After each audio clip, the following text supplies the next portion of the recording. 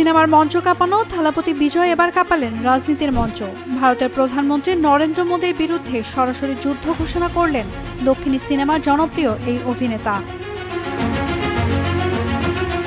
মাদুরাইয়ের পাড়াপাথিতে দলীয় দ্বিতীয় রাজ্য সম্মেলনে দাঁড়িয়ে হাজারো সমর্থকদের সামনে ঝড় তোলেন তিনি। মোদীর নেতৃত্বাধীন বিজেপিকে ফ্যাসিবাদী আখ্যা দিয়ে তিনি বলেন, এ লড়াই কেবল রাজনীতির নয়, আদর্শের যুদ্ধ। সব মশার বিরুদ্ধে সুরক্ষা দিতে এলো বসুন্ধরা এক্সট্রিম অ্যারোসল, মশার বিরুদ্ধে এক্সট্রিম সুরক্ষা। সম্মেলনে ঘোষণা দেন তার রাজনৈতিক দল তামিলাকা ভেত্রি কাজগাম 2026 সালে তামিলনাড়ু বিধানসভা নির্বাচনে কোনো জোটে যাবে না, এককভাবেই লড়বে।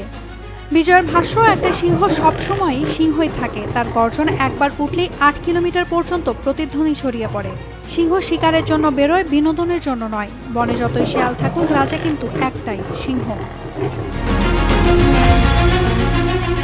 ভারতের রাজনৈতিক বিশ্লেষকদের মতে বিজয় এখন ডিএমকে ও এআইএডিএমকের বিকল্প হিসেবে তৃতীয় শক্তি গড়ে তোলার চেষ্টা করছেন।